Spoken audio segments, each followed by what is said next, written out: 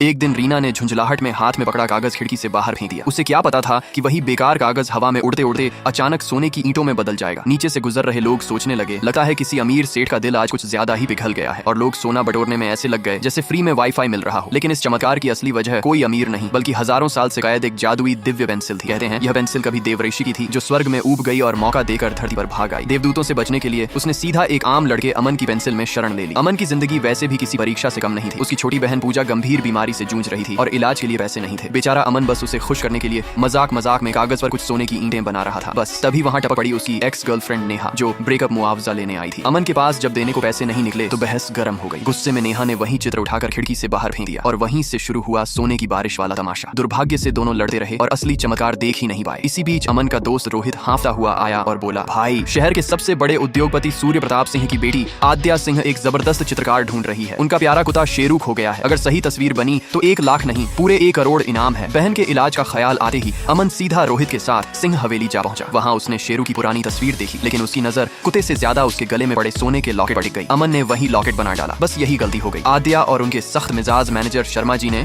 उसे रंगे हाथों पकड़ लिया। हमारी ड्राइंग टेबल कोई बस स्टैंड नहीं है और उसे बाहर निकालने की तैयारी होने लगी। आद्या ने जब उस लॉकेट की ड्राइंग देखी तो नाक सिकोड़ कर बोली, ये तो किसी तीसरे दर्जे के आर्टिस्ट का काम लगता है। उन्होंने ड्राइंग फेंकने को कहा और तभी धप कागज से वही असली सोने का लॉकेट नीचे गिर पड़ा। अब आद्या की आंखें चौड़ी हो गई क्योंकि वही लॉकेट बिल्कुल शेरू के गले वाला था और मजे की बात कागज में बना लॉकेट गायब हो चुका था। यहीं से उनके दिमाग में बल्ब जला। अगर ये लड़का कुत्ता बनाए तो क्या कुत्ता भी निकल आएगा। तुरंत सारे कलाकार बुला लिए गए। सबको रंगीन चित्र बनाने का आदेश मिला। लेकिन अमन की किस्मत फिर खराब। नेहा और उसकी दोस्त इंकी ने जानबूझकर उसकी पेंसिल तोड़ दी और ताना मारा, अब बिना पेंसिल के क्या करेगा, निकल। अमन मुस्कुराया, कोई बात नहीं, स्केच ही सही। जब सब रंगीन चमकदार चित्र बना रहे थे अमन का साधारण सा स्केच सबसे फीका लग रहा था। नेहा और इंकी हंस हंस कर बोली, इसे तो कूड़े में डाल दो। लेकिन तभी आद्या की नजर उस स्केच पर पड़ गई और कहानी ने एक बार फिर करवट ले ली।